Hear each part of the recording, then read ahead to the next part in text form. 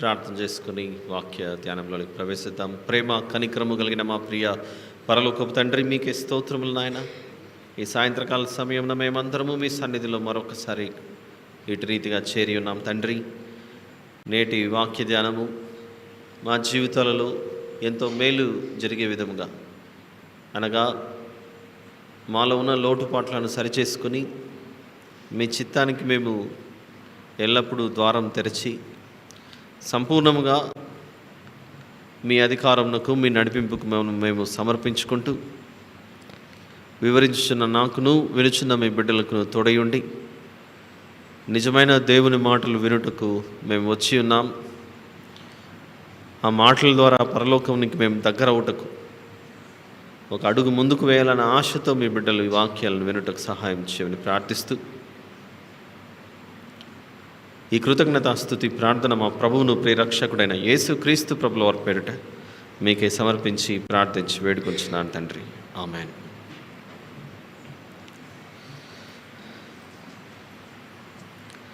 ప్రియులారా, దేవుని ప్రజలతో దేవుని నివాసం అనే అంశాన్ని మనం ఈ 40 రోజుల వాక్య ధ్యానంని ప్రారంభించుకున్నాం. నిన్నటి దినాన నిర్గమకాండము 1వ అధ్యాయం.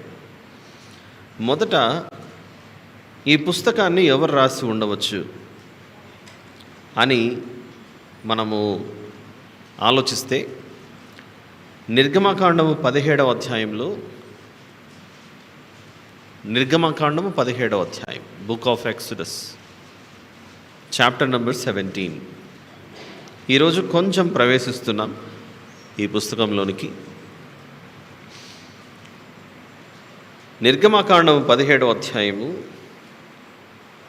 14వ వచనంలో వ్రాయమని చెప్పిందెవరు, వ్రాసి భద్రపరుస్తున్నది ఎవరు అనేది మనకు జవాబు దొరుకుతుంది అక్కడ. నిర్గమకాండము 17వ అధ్యాయం 14వ వచనం. అప్పుడు యెహోవా మోషేతో ఇట్లా అన్నాడు, నేను అమాలేకీయుల పేరు ఆకాశం క్రింద నుండకుండా బొత్తిగా తుడిచివేయుదును గనుక జ్ఞాపకార్థముగా గ్రంథములో దీని వ్రాసి యెహోషువకు వినిపించుము. గ్రంథములో దీని వ్రాసి యెహోషువకు వినిపించుము అని చెబుతున్నాడు దేవుడు అక్కడ. నిన్నటి వాక్య ధ్యానానికి ఈ రోజుకు మనం ఎంత పురోగతి సాధించాము అని ఆలోచిస్తే, నిన్నటి దినాన ఈ గ్రంథాన్ని మనం ఎందుకు చదవాలి, దేవుని ప్రజలతో దేవుని నివాసం అనే ఈ విషయాన్ని మనం ఎందుకు ధ్యానించవలసిన అవసరం ఉంది అనే ప్రశ్నకు మనకు జవాబు దొరికింది. నిన్న యేసు ప్రభువే చెప్పాడు, నా గురించి మోషే రాశాడన్న విషయం. లోకరక్షకుడైన మన దేవుడే మోషే నా గురించి రాశాడు. మీరు మోషేను నమ్మినట్లయితే మీరు నన్నును నమ్మెదరు. మీరు మోషే చెప్పిన మాటలు నమ్మకపోతే మీరు నన్ను నమ్మనట్లే. నా గురించి రాశాడు మోషే అని యేసు ప్రభు చెప్పాడు. మరి యేసు ప్రభు గురించి తెలుసుకోవాలంటే ప్రవక్తల పుస్తకాలు చదువుకుంటూ ప్రభువును సంపూర్ణంగా అర్థం చేసుకోవాల్సిన బాధ్యత మన మీద ఉంది. ఎందుకు మనం యేసు ప్రభువును తెలుసుకోవాలి? కారణం, ఆయనలోనే నిత్య జీవం ఉంది కనుక. ఆయనే చెబుతున్నాడు, మీరు వెళ్ళి మోషే రాసిన విషయాలు పరిశీలించండి, నేను అర్థమవుతాను అన్నాడు అక్కడ. అంటే ప్రతి ఏటా మనము జ్ఞాపకం చేసుకునే యేసు ప్రభు యొక్క శిలువ మరణం గుడ్ ఫ్రైడే రోజు, మరియు ఆయన యొక్క పునరుత్థానం, బాప్తిస్మము, ఇలాంటి అనేక విషయాల గురించి ప్రారంభం నుండి దేవుడు మనకు తెలియజేస్తూ వస్తున్నాడు కనుక క్రైస్తవ విశ్వాసానికి మూలపాఠాలుగా కనబడుతున్న ఈ విషయాలు అర్థం అవ్వాలంటే మనము ఈ గ్రంథాలలో తెలుసుకొని అందులో ఉన్న ప్రభువును వెతకాలి. వెదకుడి మీకు దొరుకును. సర్వ సంపదలు దొరికినట్లుగా దేవుని యొక్క జ్ఞానాన్ని మనం పరిశీలించి తెలుసుకోవాలంటే ఎందుకు ఈ గ్రంథాన్ని మనం తెలుసుకుంటున్నాం లేదా ఈ అంశాన్ని మనం ఆలోచిస్తున్నామంటే జవాబు యేసు ప్రభువే చెప్పాడు, మీరు వెళ్ళి అవి పరిశీలించండి, తెలుసుకోండి అని. ప్రభు చెప్పినందుకు మనం చేయాలి అది. 2, ఎందుకు పరిశీలిస్తున్నాం అన్నది మొదటిదైతే, ఈ గ్రంథాన్ని ఎవరు రాశారు, ఏ కాలంలో రాయబడింది, ఇవన్నీ పరిచయపు మాటలు. ఇవన్నీ ఎవరు రాశారు అనడానికి మనకు నిర్గమకాండము 17వ అధ్యాయం 14లో మోషే గారు రాశారు. వ్రాయమని చెప్పింది ఎవరు? దేవుడే చెప్పాడు. వ్రాసి ఇంకా నిర్గమకాండం 17 ఎవరికి వినిపించమని చెప్పాడు? అంటే దేవుని యొక్క భవిష్యత్ ప్రణాళికలో ముందుగానే ఆయన ఎవరిని ఏర్పరచుకున్నట్లు ఒక ఆధారం కనబడుతుంది మోషే గారి తర్వాత. అంటే దేవుడు ఇశ్రాయేలీయులు అంతమంది ఉండగా పని కట్టుకొని మోషే నువ్వు యెహోషువకు వినిపించు అన్నాడు. అక్కడ యెహోషువకు ఎందుకు వినిపించాలి ప్రభువా? మా అన్న లేడా అహరోను? మా అక్క లేదా మిరియాము?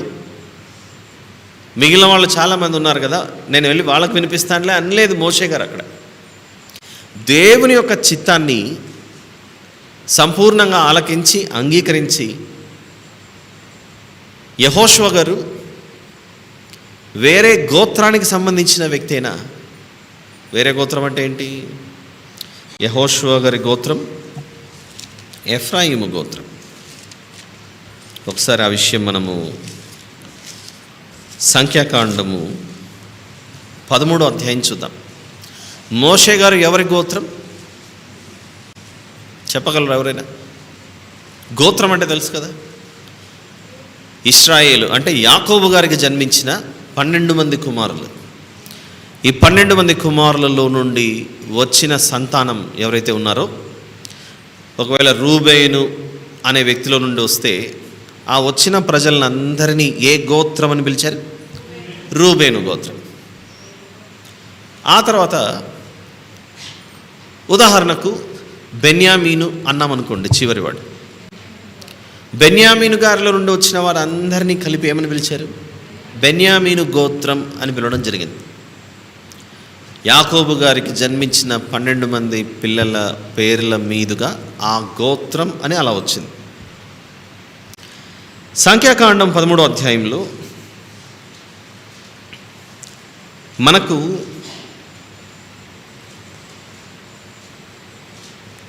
8వ వచనంలో ఎఫ్రాయిము గోత్రమునకు నూను కుమారుడైన హోషేయ అని ఉంటుంది. కనపడిందా? సంఖ్యాకాండం 13వ అధ్యాయం 8వ వచనంలో ఎఫ్రాయిము గోత్రమునకు నూను కుమారుడైన హోషేయ అంటే యెహోషువ గారికి ఉన్న మరో పేరే హోషేయ అనేది మీకు నేను తర్వాత యెహోషువ గ్రంథాన్ని వివరించేటప్పుడు చాలా విషయాలు మీకు పరిచయం చేయడం జరుగుతుంది. మరింత సమాచారం కొరకు యెహోషువ గ్రంథం 1వ అధ్యాయం, యెహోషువ గ్రంథం 1వ అధ్యాయం 1వ వచనంలో యెహోవా సేవకుడైన మోషే మృతి నొందిన తర్వాత యెహోవా నూను కుమారుడును మోషే పరిచారకుడునైన యెహోషువకు అనుంది. అక్కడ యెహోషువకు ఏ గోత్రానికి సంబంధించిన వ్యక్తి యెహోషువ గారు? ఎఫ్రాయిం. మరి మోషే గారు ఏ గోత్రం? లేవి గోత్రం. లేవి అంటే ఎవరు? యాకోబు గారి సంతానంలో ఉన్న మరో కుమారుడు. రూబేను, షిమ్యోను, లేవి, యూద, జెబూలూను, ఇశ్శాకారు, గాదు, ఆషేరు, మనషే, ఎఫ్రాయిము, బెన్యామీను, ఇవన్నీ పేర్లు కలిగినటువంటి కుమారులు వీళ్ళు. అలా నేను ఎందుకు ఈ విషయం తీసుకొని వచ్చానంటే మీ ముందుకు, మోషే గారేమో లేవి అనే గోత్రంలో నుండి వచ్చిన వ్యక్తి, యెహోషువ గారేమో ఎఫ్రాయిము అనే గోత్రంలో నుండి వచ్చిన వ్యక్తి. ఈ గ్రంథాన్ని వ్రాసేటప్పుడు దేవుడు మోషే ఈ గ్రంథాన్ని వ్రాసి యెహోషువకు వినిపించు అన్నాడు అక్కడ. నేను కదా ప్రభువా నీ సన్నిధిలో పరిచర్య చేసేది, మొదట నా గోత్రం లేదా నా కుమారుడు, ఎందుకంటే మోషే గారికి కూడా వివాహమైంది, పిల్లలు పుట్టారు, మరి ఏదేదో నా పిల్లలకి ఇచ్చుకుంటే బాగుంటుంది కదా. వేరే గోత్రానికి సంబంధించిన ఎఫ్రాయిము అనే ఆ గోత్రంలో జన్మించిన యెహోషువ అనే వ్యక్తికి ఈ విషయాలన్నీ వినిపించి బాధ్యతలు అప్పచెప్పమంటున్నావే అని ఆనాడు మోషే గారు ఆ విధంగా ప్రవర్తించలేదు. దేవుని యొక్క వాక్యం విషయంలో ఆసక్తి ఏ కుటుంబంలో ఏ ఒక్కరికి ఉన్నా దేవుడు వారిని ఎంచుకుంటాడే కానీ, ఇదిగో ఒక ఆయన చాలా గొప్ప సేవకుడు కదా, ఆ సేవకునికి ఒక కొడుకు పుట్టాడు కాబట్టి తండ్రి మంచోడు కాబట్టి బాధ్యతలు కుమారునికి ఇద్దాంలే అనేది మనకు బైబిల్లో కనపడదు. నేటి కాలంలో చాలా చోట్ల నేను నా కుమారులు లేదా నా ఇంటివారు మాత్రమే స్టేజుల మీద కనపడాలి, నేను నా బిడ్డలు నా కుటుంబం మాత్రమే పెద్ద పెద్ద వాల్ పోస్టర్స్లో కనపడాలి, ప్యాంఫ్లెట్లలో కనపడాలి. ఈ మనస్తత్వం చాలా తప్పు. ఆ సేవకునికి సంబంధించిన కుమారుడు పండిత పుత్ర పరమశుంఠ అన్నట్లున్నాడు అనుకోండి. తెలుగులో మంచి సామెత ఉందిగా. మందిరానికి వస్తున్నటువంటి కుటుంబ సభ్యుల్లో ఎవరో ఒకరో ఇద్దరో ముగ్గురో వేరే కుటుంబానికి సంబంధించిన వాళ్ళు నీ కుమారుని కంటే గొప్పగా పరిచర్య చేసే తలాంతు కనబడుతోంది. ఆ విషయం ఒక సేవకునిగా గమనించినప్పటికీ ఈ వ్యక్తి ముందుకొస్తే నా కుమారుడు అణిగిపోతాడు, నా కుమారుడు ముందుకు రాడు, కాబట్టి అతన్ని పక్కన పెట్టేసి నా కుమారుడిని మైకి ముందు నిలబెడదాం, లేదా నా కుమార్తెనే నేను అందరి ముందు చూపించాలి పెద్ద గొప్పగా అనేటువంటి స్వార్థపూరితమైన ఆలోచన దేవుని యొక్క పరిచర్యలో ఉండే ఏ ఒక్కరికి కూడా అది మంచిది కాదు. నిర్గమకాండం 17వ అధ్యాయం మనం చూసిన మాటల్లో మోషే గారు అలా మొండి చేయట్లేదు. నిర్గమకాండం 17వ అధ్యాయం 14వ వచనంలో యెహోవా మన దేవుడు మోషేతో ఇట్లనెను, నేను అమాలేకీయుల పేరు ఆకాశం క్రింద ఉండకుండా బొత్తిగా తుడిచివేయుదును గనుక జ్ఞాపకార్థముగా గ్రంథములో దీన్ని వ్రాసి యెహోషువకు వినిపించుము అని చెప్తున్నాడు. అక్కడ ఎంత మంచి మనస్సు మోషే గారికి ఉండాలి. దేవుడు చెప్పాడు కనుక ఎదురు తిరగకుండా వెళ్ళి ఈ గ్రంథం అంతట్లను రాసి యెహోషువ గారికి ఆయన వెళ్ళిపోయేటప్పుడు మోషే గారు కన్ను మూసే సమయానికి అప్పచెప్తున్నాడు అలా బాధ్యతలు. ఎందుకనంటే మనకి ఇలాంటి మనసు తెలియకుండానే వచ్చేస్తుంటుంది. ఎలాంటి మనస్సు? నా బిడ్డలు నా వాళ్ళే ముందు ఉండాలి, వేరే ఇంకెవరు ఉండకూడదు. ముందు రక్త సంబంధాన్ని బట్టి నా బిడ్డలు నా వాళ్ళే ముందుండాలి అనే ఆలోచన యెహోషువ గారు నేను నా ఇంటి వారిని యెహోవాను సేవించదు, మీరు ఎవరిని సేవించదారో సేవించుకోండి అనే మాట అన్నప్పుడు ఇశ్రాయేలీయులలో ఏదో బలహీనత ప్రవేశించే అవకాశం ఉందేమో, మీరు ఇప్పటికే దారి తొలగిపోతున్నారని ఆ విధంగా ఆ కోణంతో అన్నాడు. కానీ ఎప్పుడు నేను నా ఇంటి వారే ముందర కనపడాలి, నేను నా ఇంటి వారు మాత్రమే కెమెరాల ముందు కనపడాలి, ఆ ఉద్దేశంతో యెహోషువ గారు అన్న మాట కాదు అది. టాలెంట్ లేకుండా, తలాంతు లేకుండా నీ కుమార్తె అయినా సరే కుమారుడైనా సరే నేర్చుకునే స్థితిలో ఉంటే వారికంటే ఎక్కువగా నైపుణ్యం కలిగి స్కిల్ ఉండి చక్కగా పనిచేసే తలాంతు సంఘంలో ఎవరికైనా ఉంటే వారిని ఆహ్వానించి బలపరిచి నీ బిడ్డలు నేర్చుకునేంత వరకు వాళ్ళ దగ్గర కూర్చొని నేర్చుకుని ఆయన అని చెప్పాలి. తెలియకుండా ఈ పొరపాట్లు చేసేస్తుంటాం. నువ్వు ముందుకి నువ్వే కనపడాలి, అది చాలా పొరపాటు. కొన్ని మందిరాలలో ఓ పాస్టర్ గారు పనిచేస్తున్నారు అనుకోండి, ఆయనకు వివాహం అయింది కనుక పాస్టర్ గారిని వివాహం చేసుకున్నటువంటి స్త్రీ ఇంకా బై డిఫాల్ట్ సంఘమంతా ఈయన పాస్టర్ కనుక ఆవిడ కూడా పాస్టర్ అమ్మని అని చెప్పేసి ఆవిడ పాస్టర్ అని పిలిచేస్తుంటాం మనం. ఆవిడకి కనీసం బైబిల్ చదివే జ్ఞానం కూడా లేదనుకోండి, ప్రార్థన చేసే తలాంతు కూడా లేదనుకోండి. సంఘంలో మరొకరికి ఎవరికో తలాంతు ఉంది, చక్కగా నడిపించే తలాంతు. అలా ఎవరికైతే దేవుడిచ్చిన వరం ఉంటుందో, దేవుడు అందరినీ సమానంగా చూస్తాడు. అందరికీ అవకాశాలు, మీకు ఒక భూమి, వేరే వాళ్ళకి ఇంకొక భూమి అంటే నా ఉద్దేశం నివసించడానికి అలా ఇవ్వలేదు దేవుడు. మనం అందరము భూమి మీద నివసించడానికే దేవుడు మనకిచ్చాడు. బాల్యం నుండే కొందరు దేవుళ్ళు ఎదగాలి అనే పట్టుదలతో నేర్చుకుంటారు. మరికొందరు మధ్యలో దేవుని దగ్గరికి వచ్చిన తర్వాత ఇన్నాళ్ళు నేను సత్యంలో లేను, ఈరోజు నాకు ఎంతో గొప్ప వరం లభించిందని దాని ఎదుట తపస్సు చేసి నేర్చుకుని దీవారాత్రం దాన్ని ధ్యానించు బలపడతారు. మరికొందరు మాకేం తక్కువ, మేము పుట్టుకతోనే క్రైస్తవులో మాకు అన్నీ తెలుసు, నువ్వేంటి మాకు చెప్పేది అనే అభిప్రాయంలో ఉండి చివరికి ఏమీ నేర్చుకోకుండా ఉంటారు. దీనివల్ల నష్టం ఎవరికి జరుగుతుంది? తలాంతు లేని వారు ముందుకు వచ్చి నడిపిస్తున్నారు అనుకోండి, టాలెంట్ లేని వాళ్ళు ముందుకు వచ్చి నడిపించారంటే నష్టం ఎవరికి జరుగుతుంది? మొత్తం సంఘానికి నష్టం జరుగుతుంది, వినే వాళ్ళందరికీ నష్టం జరుగుతుంది అది. కాబట్టి మోషే గారి ద్వారా ఈరోజు మనం ఏం నేర్చుకోవచ్చు అని ఆలోచిస్తే, మోషే గారికి ఒక అన్న ఉన్నారు, అహరోన్ గారు. వాళ్ళ అక్క ఉంది, మిరియాం గారు. తన బిడ్డలు ఉన్నారు. పోనీ ఇదంతా పక్కన పెడితే వాళ్ళ గోత్రం ఒకటి ఉంది, లేవి గోత్రం. పక్కన ఎవరో ఎఫ్రాయిము యాకోబు గారిలో నుంచి వచ్చిన సంతానం అయితే కాదు. యోసేపు గారికి పుడితే యోసేపు గారిలో నుంచి వచ్చినటువంటి పిల్లలు ఎఫ్రాయిము, మనష్షే. అయితే యాకోబు గారు వారిని స్వీకరించారు.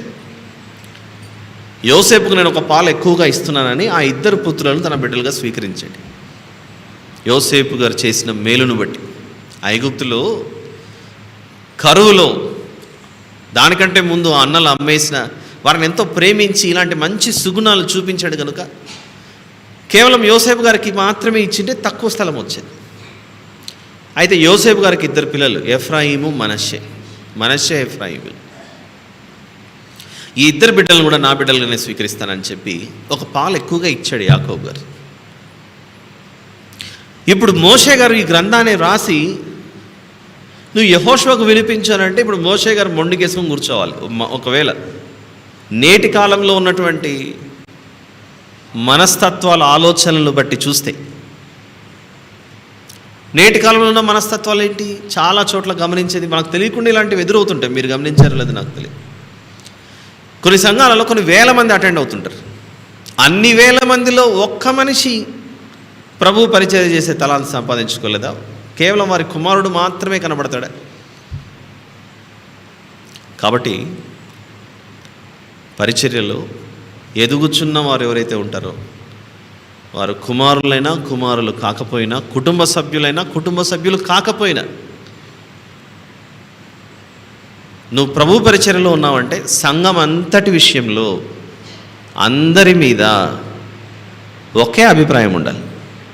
అది నీ కుటుంబమైనా సరే, నీ రక్త సంబంధులైనా సరే, సంఘ సభ్యులైనా సరే, అందరూ సమానమే. అందుచేత ప్రియులారా, త్వరపడి దేవుని దృష్టిలో ఇలాంటి కారణాలను బట్టి మనము నేరస్తులముగా కనపడకుండా మనం జాగ్రత్త పడాలి, చాలా జాగ్రత్త పడాలి. ఈరోజు ఒక జవాబు దొరికింది. ఈ నిర్గమకాండం ఎవరు రాశారు అని ఆలోచిస్తే, నిర్గమకాండం మాత్రమే కాదు, ఈ కాండాలు మొత్తం మనకు ఎవరి ద్వారా రాయబడ్డాయని ఆలోచిస్తే మోషే గారు. ఇది ఏ కాలంలో రాయబడి ఉండవచ్చు అని లెక్కలేసుకొని చూస్తే,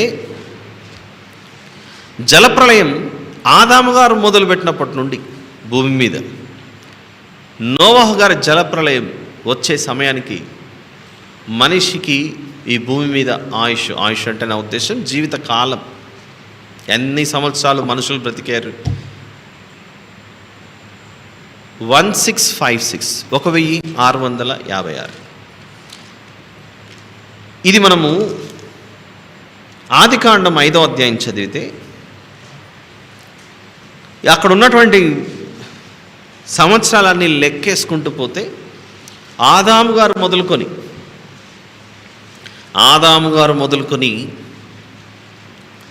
జలప్రలయం వచ్చే సమయానికి 1656 సంవత్సరాలు. ఆదికాండం 5వ అధ్యాయం, 6వ అధ్యాయం, 7వ అధ్యాయం. చాలా కాలం క్రితం మీకు ఇది వివరించడం జరిగింది. ఒకవేళ ఎవరైనా మిస్ అయి ఉంటే మన ద బైబిల్ మెసేజెస్ అనే మన యూట్యూబ్ ఛానల్లో మెతూషెలకు దేవుడు దీర్ఘాయుష్ను ఎందుకు ఇచ్చాడు అనేది 2 భాగాలు మాట్లాడిన వీడియోస్ ఉన్నాయి. ద బైబిల్ మెసేజెస్ అనే యూట్యూబ్ ఛానల్లో మెతూషెలకు దేవుడు దీర్ఘాయుష్ను ఎందుకు ఇచ్చాడు అని కర్నూలులో చాలా సంవత్సరాల క్రితం ఒక 1 డే సెమినార్లో మాట్లాడడం జరిగింది. అందులో ఈ లెక్కలు కరెక్ట్గా మీకు అందుబాటులో ఉన్నాయి. ఈ లెక్కలు ఇప్పుడు వేయాలంటే టైం సరిపోదు కనుక ఆదికాండం 5వ అధ్యాయం, 6వ అధ్యాయం, 7వ అధ్యాయం, దానికి సంబంధించి చాలా విషయాలు ఆ వీడియోస్లో ఉన్నాయి, మీరు చూడండి. All right.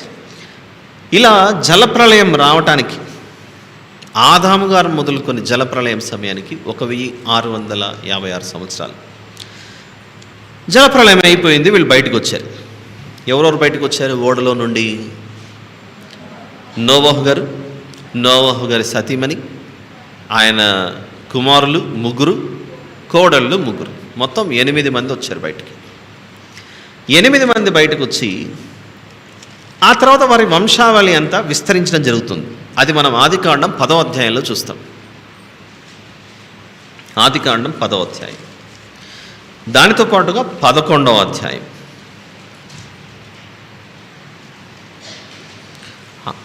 10, 11 అధ్యాయాలు ఆదికాండం చదివితే నోవహు గారి కుమారులైన 3లో నుండి ఏ వంశాలు వచ్చాయి ఏమిటి అనే అనేక విషయాలు ఇందులో మనకు కనబడుతూ వస్తాయి. ప్రియులారా, అలా నోవహు గారి సంతానం వృద్ధి చెందిన తర్వాత కాలక్రమేణా విశ్వాసులకు తండ్రి అయిన అబ్రహాము గారు జన్మించడం జరుగుతుంది.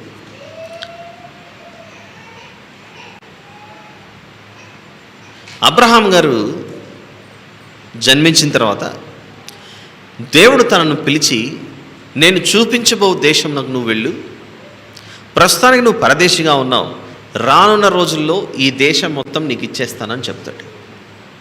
నీ సంతానం దీనిని ఆక్రమించుకుంటుంది, ఈ వాగ్దాన దేశాన్ని వారు పొందుకుంటారని దేవుడు అబ్రహాం గారికి ఒక వాగ్దానం చేస్తాడు. ఇది మనకు బాగా సుపరిచితం ఈ విషయాలన్నీ. అయితే ఒక కండిషన్ చెప్తాడు దేవుడు. ఏంటంటే ఆ కండిషన్, అది ఆదికాండం 15వ అధ్యాయంలో చూద్దాం. ఏమిటి ఆ కండిషన్? ఆదికాండము 15వ అధ్యాయం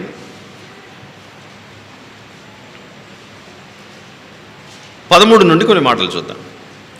ఆదికాండం 15వ అధ్యాయం 13 నుండి, ఆయన మన దేవుడు నీ సంతతి వారు తమది కాని పరదేశమందు నివసించి ఆ దేశపు వారికి దాసులుగా నుందురు, వారు 400 ఏండ్లు వీరిని శ్రమ పెట్టుదురు. అబ్రహాము గారితో దేవుడు సెలవిస్తున్న మాట, 400 ఏండ్లు నీ సంతానం ఒక చోట దాసులుగా ఉంటారు, వారు వీరిని చాలా శ్రమ పెడతారు, వీరు ఎవరికి దాసులు అవుదురో ఆ జనమునకు నేనే తీర్పు తీర్చుతును, తర్వాత వారు మిక్కిలి ఆస్తితో బయలుదేరి వచ్చేదరని అబ్రహాము గారితో దేవుడు వాగ్దానం చేస్తాడు. ఎన్ని సంవత్సరాలు? 400 సంవత్సరాలు. ఈ లెక్క మర్చిపోకండి దయచేసి. నంబర్ 1, యేసు ప్రభు శరీరధారిగా భూమి మీద కన్య మరియ గర్భాన జన్మించక మునుపు ఆదాము గారు మొదలుకొని యేసు ప్రభు కాలానికి 4000 ఇయర్స్ పట్టింది. యేసు ప్రభు వచ్చిన తర్వాత ఎన్నేండ్లు అయింది ఇప్పటికీ? మీరు ఇక్కడే ఉన్నారా? యేసు ప్రభు భూమి మీదకి వచ్చిన తర్వాత ఇప్పటికి ప్రెసెంట్ మనమున్న కాలానికి ఎంత కాలం పట్టింది అని అంటే 2024 అయిపోయి 25లో మనం రన్ అవుతున్నాం. యేసు ప్రభు శరీరధారిగా రాక మునుపు ఎన్నేళ్ళు గడిచిపోయింది మానవ మనుగడ భూమి మీద అంటే 4000. అప్పుడు ఒక 4000, ఇప్పుడు ఒక 2000. ఆదాం గారి కంటే మనము వయసులో ఎంత చిన్నవాళ్ళం ఇప్పుడు లెక్క తెలిసిపోతుందిగా ఈజీగా. ఆదాం గారి బర్త్డేకి మన ఈ 2025కి what is the age gap? మనం సాధారణంగా లెక్కలు అడుగుతాం, బాబు మీ అన్నకు నీకు ఎన్నేళ్ళ వయసు తేడా, మీ అక్కకు నీకు ఎన్నేళ్ళ తేడా వయసు, ఇలాంటి లెక్కలు వేసుకుంటుంటాం చూసారా. ఒకవేళ ఇదే ప్రశ్నే ఆదాము గారికి మనకు వయసులో ఒకవేళ మనం ఈ సంవత్సరంలో ఒకవేళ పుట్టింటే, ఎగ్జాంపుల్ పుట్టింటే ఇక్కడ ఉండములేండి, ఇక్కడ 6000 సంవత్సరాలు. The difference between age gap, the difference between age between Adam and us approximately 6000 years. ఎందుకంటే అందరి డేట్ ఆఫ్ బర్త్లు ఒకటే కాదు కదా. ఇక్కడ ఒకరు 1970లో పుట్టిండొచ్చు, ఒకరు 1940లో పుట్టిండొచ్చు, పెద్దవాళ్ళు ఉంటే ఎవరైనా. ఆల్ రైట్, ఈ లెక్కలు ఎందుకు అవసరం అంటే నిర్గమకాండము ఈ కాండాలన్నీ యేసు ప్రభు రాకమును క్రీస్తు పూర్వం 1445 నుండి 1400 సంవత్సరం 1445 to 1400 మధ్యలో రివర్స్లో క్యాల్కులేట్ చేయాలి. 1445 నుంచి 1400 మధ్యలో ఈ గ్రంథం, ఎందుకంటే 40 ఏండ్ల సుదీర్ఘమైన ప్రయాణం వీళ్ళది అరణ్యంలో జరుగుతూ ఉండగా ఈ సందర్భాలన్నీ యోర్ధాను నదికి వెళ్ళేంత వరకు మోషే గారు చక్కగా భద్రపరుస్తూ వచ్చారేమో ఈ పంచకాండాలు. నోవాహు గారి జలప్రలయం నాటికి 1656 అయితే ఇంచుమించు జలప్రలయం తర్వాత ఎన్నో తరాలకు అబ్రహాం గారు పుట్టారు. అప్పటికి 500 నుండి ఒక 600 సంవత్సరాలు అయిపోయాయి. అబ్రహాం గారు మొదలుకొని మోషే గారి కాలానికి ఆలోచిస్తే అప్పటికి దాదాపుగా అదొక 1000 సంవత్సరాలు. అందుచేత ఇది 1445 నుండి 1400 కాలంలో ఈ నిర్గమకాండం అనే గ్రంథం వ్రాయబడి ఉండాలి. ఆల్ రైట్, ఇప్పుడు 2 జనాంగాలు కనబడతాయి మనకు. మొదటి అధ్యాయం 1వ వచనం, నిర్గమకాండం 1వ అధ్యాయం 1వ వచనం.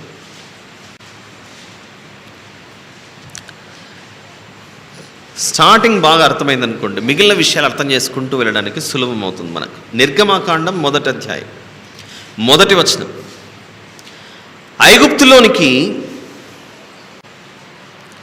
యాకోబుతో వచ్చిన ఇశ్రాయేలీయుల పేర్లు ఏవనగా, 2 పేర్లు కనపడుతున్నాయి ఇక్కడ ప్రధానంగా. ఒకటి ఐగుప్తు మరియు ఇశ్రాయేల్. యాకోబు గారికి దేవుడు పేరు మార్చాడుగా ఇశ్రాయేల్ అని. అసలు ఈ ఐగుప్తు అనే దేశం ఎలా వచ్చింది? ఎవరి ఐగుప్తీయులు?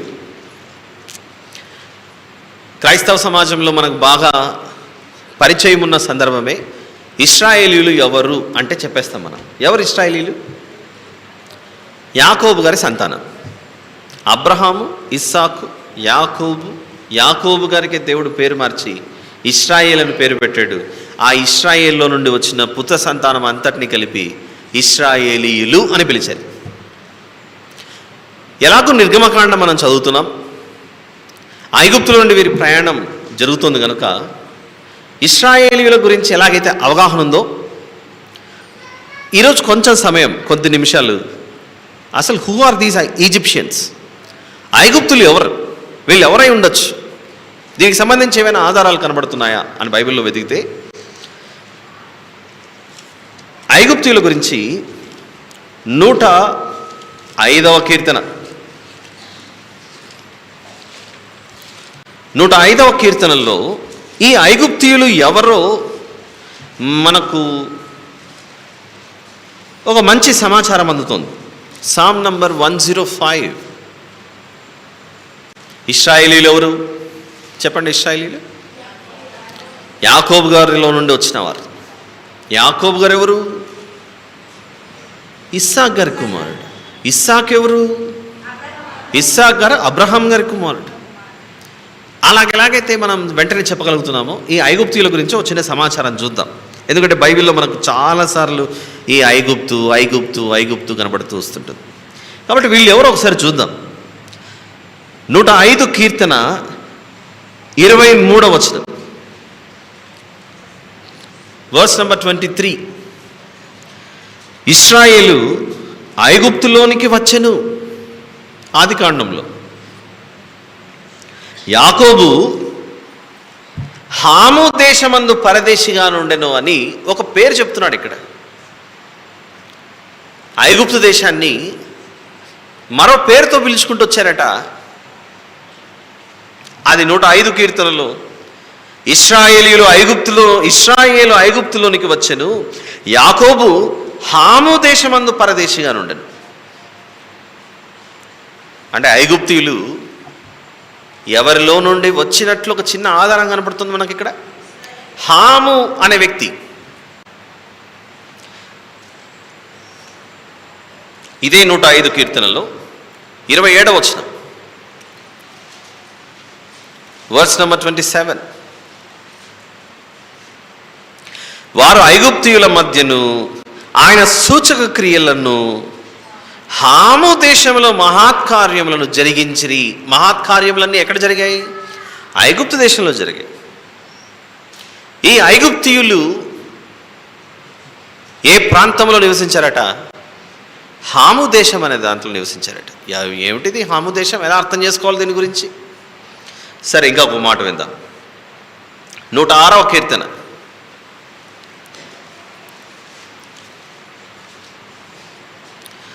కీర్తనల గ్రంథము 106,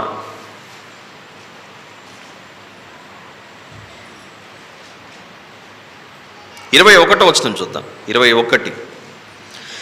ఐగుప్తులో గొప్ప కార్యములను, హాము దేశంలో ఆశ్చర్య కార్యములను, ఎర్ర సముద్రమునొద్ద భయము పుట్టించు క్రియలను చేసిన తమ రక్షకుడైన దేవుని మర్చిపోయిరి అని ఐగుప్తు అంటున్నాడు, హాము అంటున్నాడు. ఐగుప్తు అంటున్నాడు, హాము అంటున్నాడు. ఏమిటిది అని చూస్తే మళ్ళీ తిరిగి మనం ఆదికాండం 10వ అధ్యాయం దగ్గరికి వెళ్ళాలి. ఈ ఐగుప్తీయులు ఎవరు అని తెలుసుకోవడానికి. ఇవన్నీ ఎందుకు మనం తెలుసుకోవాలో విన్న తర్వాత ముగింపులో చెప్తాను మీకు ఈ విషయాలు. ఆ ముగింపును జాగ్రత్తగా వినండి. ముగింపును జాగ్రత్తగా వింటే అర్థం అవ్వద్దు. ఇప్పటి నుంచి వినుకుంటూ ముగింపును కూడా జాగ్రత్తగా వింటే అప్పుడు అర్థమవుతుంది. ఇవన్నీ వినకూడదు, ముగింపును జాగ్రత్తగా వినాలి అని అనుకున్నారనుకోండి, మైండ్ ఎక్కడికో పంపించేస్తాం. ఇది వినాలి, దీని కంటిన్యూషన్, ముగింపును కూడా జాగ్రత్తగా వినాలి. ఆదికాండము 10వ అధ్యాయం మొదటి వచనం చూద్దాం. మొదటి వచనం, ఇది నోవహు కుమారులకు షేము, హాము, యాపేతను వారి వంశావళి. నోవహు గారి కుమారులు ఎంతమంది ఓడలోనికి ప్రవేశించారు? 3 ప్రవేశించారు. ఆ 3 పేర్లు ఏమంట? షేము, హాము, యాపెత్. ఈ 3 కుమారులలో ఒక కుమారుని పేరు కనబడుతోంది, అది హాము అంట.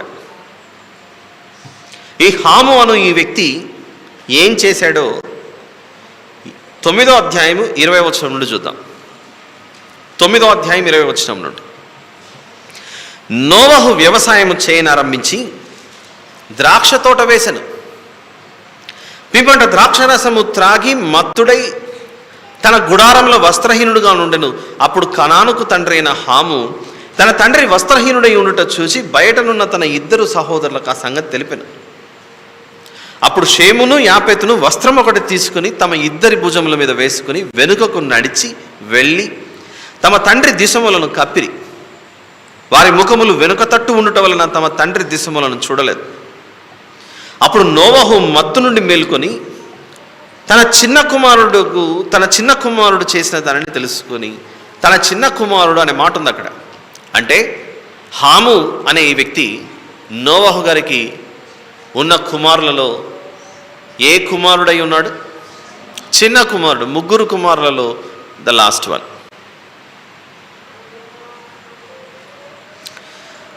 ఇప్పుడు జాగ్రత్తగా చూద్దాం.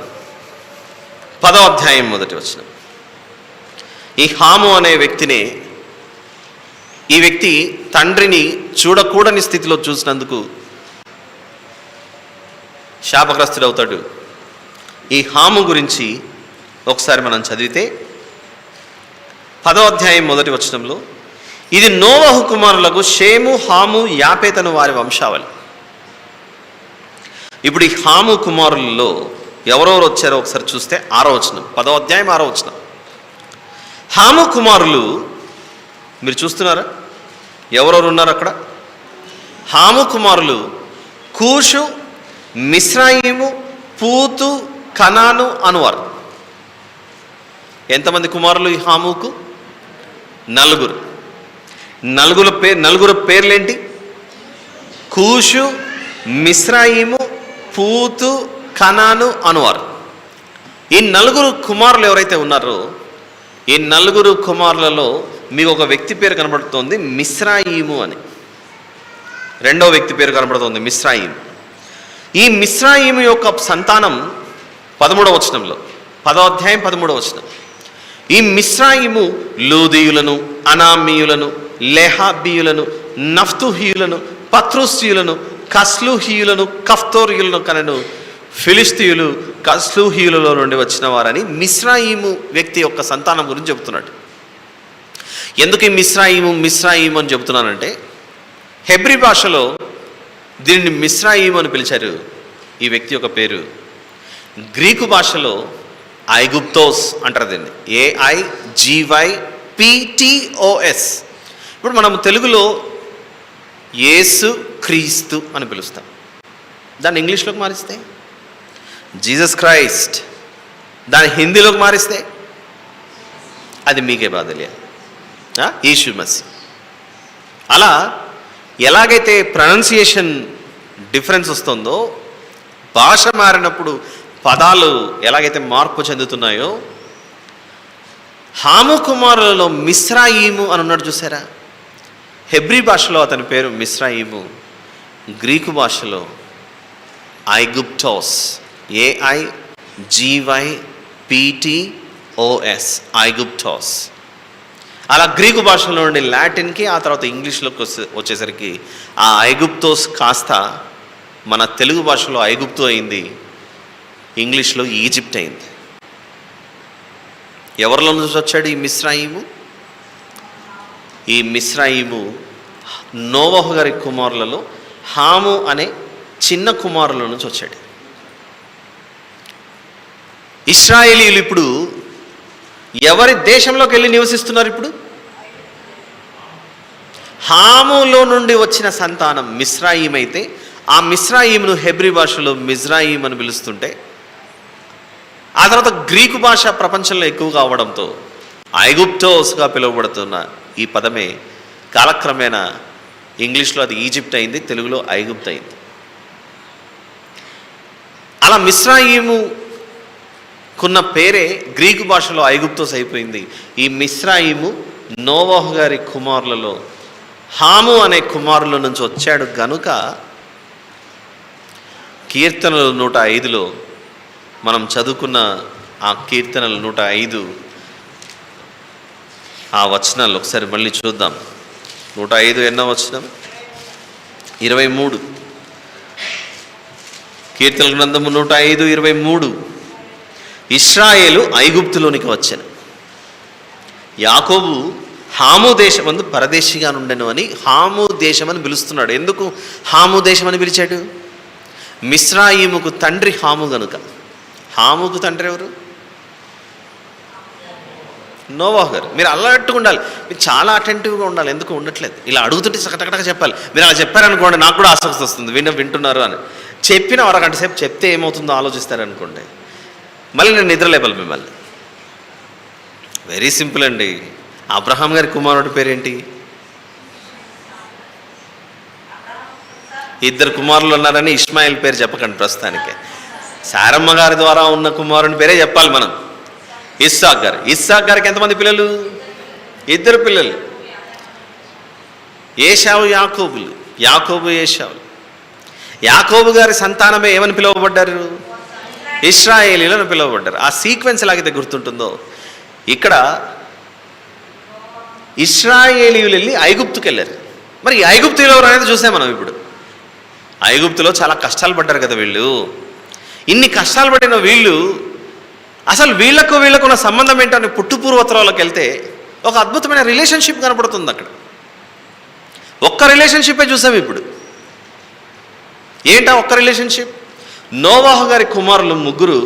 ఆ ముగ్గురులో ఒక వ్యక్తి హాము, చిన్న కుమారుడు, తండ్రిని అవమానకరంగా చూసినటువంటి వ్యక్తి, శాపగ్రస్తుడయ్యాడు. అతనికి 4 కుమారులు పుట్టారు. ఆ 4లో ఒక వ్యక్తి పేరు మిస్రాయిం. ఆ మిస్రాయిం అనేది హెబ్రీ భాష అయితే, గ్రీకు భాషలో ఐగుప్టోస్ అన్నాడు. తెలుగులోకి వచ్చేసరికి అది ఐగుప్తు అయింది. అర్థమవుతుంది కదా. అలా నోవాహు గారి కుమారుడు హాము, హాము కుమారుడే మిస్రాయిం. అలా ఐగుప్తు దేశం స్టార్ట్ అయింది అక్కడ. ఆ ఐగుప్తు దేశంలోనికి ఇశ్రాయేలీలు వెళ్ళారు. ఇప్పుడు ఇశ్రాయేల్ ఎవరో తెలుసుకోవాలి. ఈ ఇశ్రాయేల్ ఎవరో తెలిస్తే అప్పుడు మనకు ఇంకొంచెం క్లారిటీ వస్తుంది. నిర్గమకాండం 1వ అధ్యాయం 1వ వచనానికి సంబంధించి మనం దేన్ని ఆలోచిస్తున్నాం? నిర్గమకాండము 1వ అధ్యాయం 1వ వచనం ఏం రాస్తుంది అక్కడ? నిర్గమకాండము 1వ అధ్యాయం 1వ వచనంలో ఐగుప్తులోనికి యాకోబుతో వచ్చిన ఇశ్రాయేలీయుల పేర్లు అని చెప్తున్నాడు అక్కడ. ఐగుప్తులోనికి ఇశ్రాయేలీలు వచ్చారట. ఐగుప్తు అనే దేశం ఎలా వచ్చింది అని మనం చూస్తే, పరిశీలనగా చూస్తే, నోవాహు గారి కుమారులలో చిన్న కుమారుడు హాము. ఆ హాముకు పుట్టిన కొడుకే మిస్రాయిము. ఆ మిస్రాయిముకున్న గ్రీకు భాషలో ఉన్న పేరే ఐగుప్తు. అందుకే కీర్తనలు 105లో ఐగుప్తు దేశాన్ని పర్యాయపదంగా మరొక పేరుతో పిలిచారు. ఎందుకంటే వాళ్ళ తండ్రి పేరు చెప్పాడు. మా మీద గోత్రాల పేరు చూసాంగా. మీరు ఏ గోత్రం అంటే మా రూబేను గోత్రం, మీదే గోత్రం అంటే షిమ్యోను గోత్రం, ఇలా చెప్పుకుంటూ వచ్చింటారు.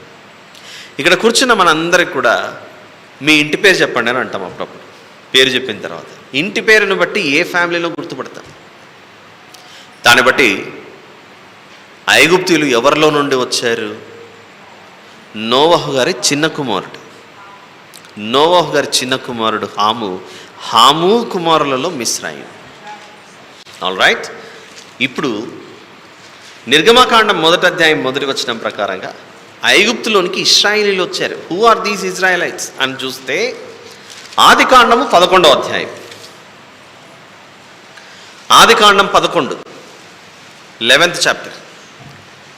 ఈ 40 రోజుల ప్రయాణంలో మనం ఎంచుకున్న సందర్భం ఏంటి? దేవుని ప్రజలతో దేవుని నివాసం. అది వెతకటానికి, ఆ ప్రయాణం చేయడానికి మనం చేస్తున్న కృషి ఇదంతా.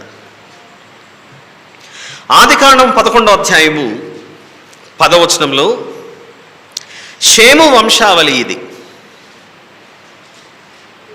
ఎవరి వంశావళి? షేము 100 ఏండ్లు గలవాడై జల ప్రవాహము గతించిన 2 ఏండ్లకు అర్పక్షదును కనెను. షేము అర్పక్షదును కనిన తర్వాత 500 ఏండ్లు బ్రతికి కుమారులను కుమార్తెలను కనెను. ఇంతకీ షేము ఎవరు? 10వ అధ్యాయం 1వ వచనం చూస్తే షేము ఎవరో అర్థమవుతుంది మనకు. ఈ 40 రోజుల్లో ఒక చక్కగా మనం బైబిల్ నేర్చుకోవడానికి వస్తున్న ఒక స్కూల్కి వచ్చామని అనుకొని నేర్చుకోవాలి మీరు ఈ విషయాలు. ఇది నోవహు కుమారులకు షేము, హాము, యాపెతను వారి వంశావళి అని. షేము బహుశా పెద్ద కొడుకు. షేము గారి వంశావళి గురించి 10వ వచనం ఆదికాండం 11వ అధ్యాయం. ఆదికాండం 11:10. అలా నోవహు గారి కుమారులలో షేము గారి వంశం గురించి చెబుతున్నాడు ఇక్కడ. షేము 100 ఏండ్లు గలవాడే జలప్రవాహము గతించిన తర్వాత 2 ఏండ్లకు అర్పక్షదును కనెను. షేము అర్పక్షదును కనిన తర్వాత 500 ఏండ్లు బ్రతికి కుమారులను కుమార్తెలను కనెను. అర్పక్షదు 35 ఏండ్లు బ్రతికి షేలహును కనెను. 14వ వచనం, షేలహు 30 ఏండ్లు బ్రతికి ఏబెరును కనెను. 16వ వచనం, ఏబెరు 34 ఏండ్లు బ్రతికి పెలెగును కనెను. 18వ వచనం, పెలెగు 30 ఏండ్లు బ్రతికి రయును కనెను. 20వ వచనం, రయు 32 ఏండ్లు బ్రతికి సెరూగును కనెను. 22వ వచనం, సెరూగు 30 ఏండ్లు బ్రతికి నాహోరును కనెను. తర్వాత 24వ వచనం, నాహోరు 29 ఏండ్లు బ్రతికి తెరహును కనెను. 26వ వచనం, తెరహు 70 ఏండ్లు బ్రతికి అబ్రామును నాహోరును హారానును కనెను అని అబ్రహాం గారి సంతానం ఇక్కడ నుండి ప్రారంభమవుతుంది అన్నట్లుగా మనకి అధ్యాయాలు చదువుకుంటూ వెళ్తే అర్థమవుతుంది. అంటే అబ్రహాం గారు ఎవరిలో నుండి వచ్చారు? నోవాహు గారి పుత్ర సంతానంలో షేములో నుండి వచ్చాడు. షేములో నుండి ఇశ్రాయేలీయులు వచ్చినట్లుగా వరుస క్రమం కనపడుతుంది. ఐగుప్తీయులు ఎవరు? హాములో నుండి వచ్చినటువంటి వ్యక్తి. ముగ్గురు అన్నదమ్ముల్లో ఇద్దరు చూసాం ఇప్పుడు. ఒకటి షేము, మరొకరు హాము. మొదట హామును చూసాం, తర్వాత షేము దగ్గరికి వచ్చాం. హాములో నుండి ఎవరు వచ్చారు అని అంటే ఐగుప్తీయులు వచ్చారు. షేము గారిలో నుండి ఇశ్రాయేలీయులు వచ్చారు. ఇప్పుడు నిర్గమకాండం 1వ అధ్యాయం 1వ వచనం చూడండి.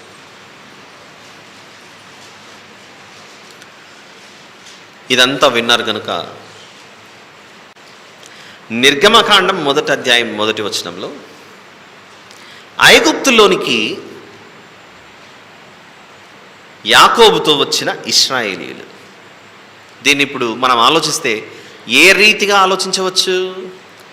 పెద్ద నాన్న యొక్క కుటుంబం చిన్నాన్న ఇంటికి వచ్చింది, అంతే కదా. ఐగుప్తీయులు ఎవరు? హాము సంతానం. ఇశ్రాయేలీయులు ఎవరు? షేము గారి సంతానం. షేము గారు హాముకు అన్న అయినప్పుడు హాము సంతానం ఐగుప్తీయులైతే, షేము గారి సంతానం ఇశ్రాయేలీయులైతే, బాబాయ్ ఇంటికి పెద్ద నాన్న, బాబాయ్ ఇంటికి నాన్నగారి పిల్లలు వచ్చారు అనుకుందాం కొద్దిసేపు, అంతే కదా. ఇది పెద్ద నాన్న ఎలా అంటాం? నాన్నే. షేము సంతానం పెదనాన్న అనలేము, ఎందుకంటే షేము సంతానం హాము సంతానం వద్దకు వచ్చింది. షేము గారి సంతానం హాము సంతానం వద్దకు వచ్చింది. ఒక తండ్రికి పుట్టిన బిడ్డలు బాబాయ్ ఇంటికి వచ్చారు, చిన్నాన్న ఇంటికి వచ్చారు, అంతే కదా మ్యాటర్. అలా నేను కరెక్ట్గా చెప్తున్నానా? Very good. I think this is making sense. బాబాయ్ ఇంటికి పిల్లలు వెళ్తే బాబాయ్ ఏం చేస్తున్నాడు? ఇప్పుడు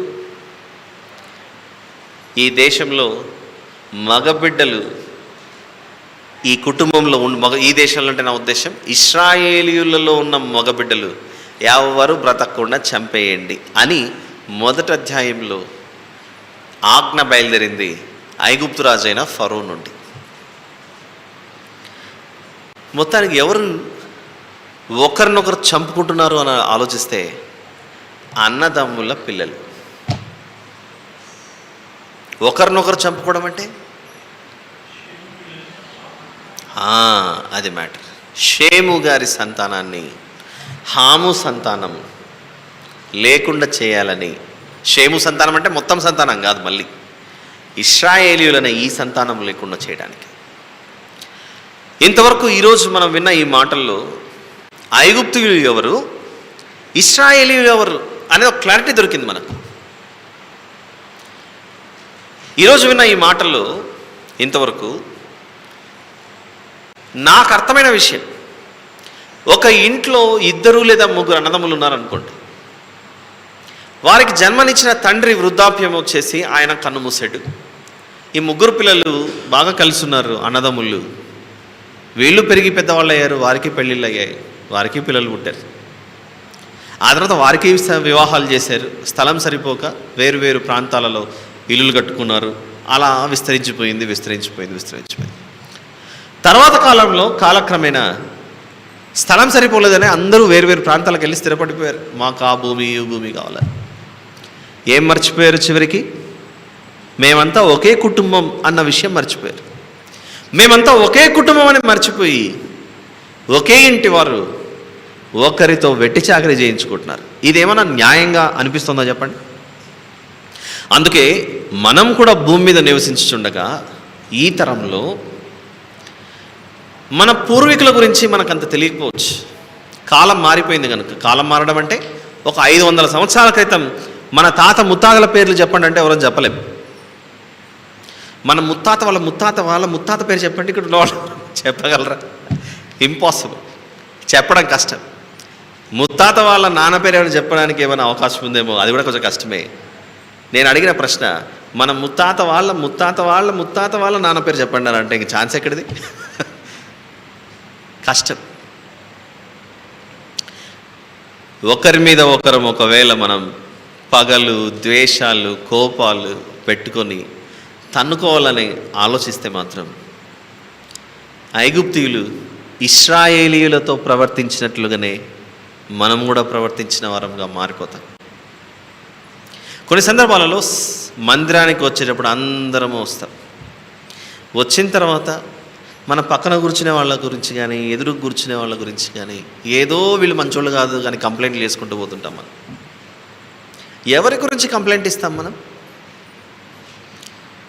నా తమ్ముడు మంచోడు కాదండి, నా కుమారుడు మంచోడు కాదండి అని మనం వెళ్ళి వేరే వాళ్ళకి కంప్లైంట్ ఇస్తామా చెప్పండి? మన ఇంట్లో విషయాలు ఎంతో ప్రేమ ఆప్యాయతలతో మనమే సరి చేసుకుంటుంటాం. మన ఇంట్లో మనుషుల గురించి మనం ఎప్పుడు చెడ్డగా చెప్పాం. సమస్యలు వచ్చినప్పుడు ఎంతో సావధానంగా, సమాధానంగా కూర్చొని మాట్లాడుకొని పరిష్కరించుకుంటే చాలా బాగుంటుంది. అలా కాకుండా వాళ్ళు ఎవరో మనకు తెలియదు అన్నామనుకోండి, ప్రస్తుతానికి వాళ్ళు ఎవరో నీకు తెలియదు, కానీ మన పూర్వీకులు ఎక్కడైనా అలా కనెక్ట్ అయి ఉన్నారేమో. మన పూర్వీకులు అక్కడ ఎవరితో ఒకరితో అలా లింక్ చేసుకొని ఉన్నారేమో. ఒకే ఫ్యామిలీలో, ఒకే ఇంట్లో, ఒకే కంచంలో భోంచేసిన అన్నదమ్ముల పిల్లలమేమో మనకు తెలియదు. ఐగుప్తు రాజైన ఫరోకు ఈ ఇశ్రాయేలీయులు నాకు బంధువులు అవుతారు. పూర్వకాలంలో వారి తండ్రి మా తండ్రి ఇద్దరు అన్నదమ్ములు. పూర్వకాలంలో వారి తండ్రి మా తండ్రి ఒకే ఓడలో ప్రవేశించిన వాళ్ళు. జలప్రళయం నుండి దేవుని కృపచేత తప్పించబడిన వారు అనే అవగాహన ఉండింటే పరిస్థితులు ఇలా వచ్చాయి. గడిచిన కాలంలో పుట్టుపూర్వతరాలు మర్చిపోయారు కనుకనే మనుషులంటే ఒకరికంటే ఒకరికి శత్రుత్వం ఏర్పడుతుంది. నిర్గమకాండం 1వ అధ్యాయం 1వ వచనంలో మొదటి లైనే చూసాం మనం. 1వ వచనంలోని మొదటి లైన్ ఎన్ని నేర్పించాడు దేవుడు మనకు. ఐగుప్తులు ఎవరో తెలుసా మీకు? నేర్చుకోండి అని ఈరోజు దేవుడు మనకు నేర్పించాడు. ఇశ్రాయేలీయులు ఎవరో తెలుసా మీకు? నేర్చుకోండి. ఇంత విన్న తర్వాత మనకు స్పష్టంగా అర్థమైపోతుంది, ఓ ఐగుప్తీయులు అంటే ఓడలో నుంచి బయటికి వచ్చారే ముగ్గురు మగపిల్లలు. ఆ ముగ్గురు మగపిల్లల్లో చివరి వాడి యొక్క సంతానం ఐగుప్తీయులు, మొదటి వాని సంతానం ఇశ్రాయేలీయులు అని మనం భావించాలి. ఉన్నాయి ఆధారాలు కనుక. ఈ ఆధారాలను బట్టి చూస్తే ఒకే రక్త సంబంధికులు ఐగుప్తీయులు మరియు ఇశ్రాయేలీయులు, అంతే కదా. అన్నదమ్ముల పిల్లలు. కాలం మారిన తర్వాత అలా మాకు గుర్తు లేదన్నట్లు అయిపోయింది వీరి పరిస్థితి.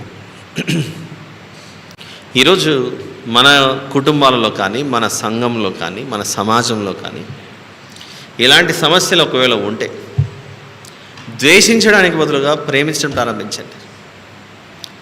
అల్లర్లు చేయడం కంటే శాంతియుతంగా, సమాధానంగా అన్నిటినీ పరిష్కార మార్గంగా ఎంచుకొని ముందుకెళ్ళిపోవడం మంచిది. ఒకవేళ మనం మర్చిపోతే మనం చేసే ప్రతి పనిని బట్టి, క్రియను బట్టి దేవునికి లెక్క ఒప్పజెప్పవలసిన వారం అవుతామే.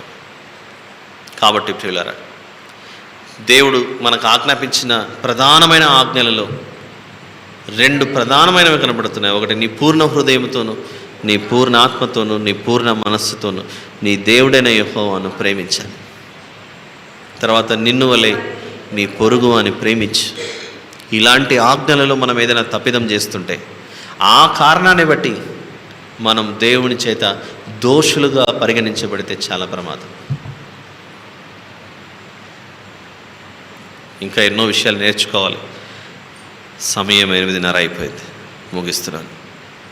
ప్రార్థన చేసుకుందాం.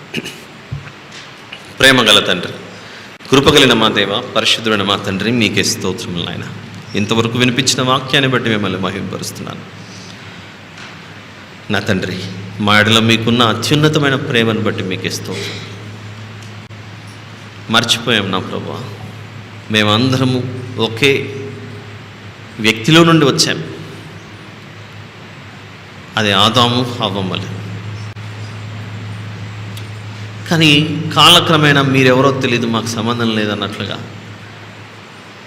అనేక సందర్భాలలో మీ స్వరూపమందు సృష్టింపబడిన మనిషిని ద్వేషించి పగలు ఇవన్నీ పెట్టుకోరు. మీ యొక్క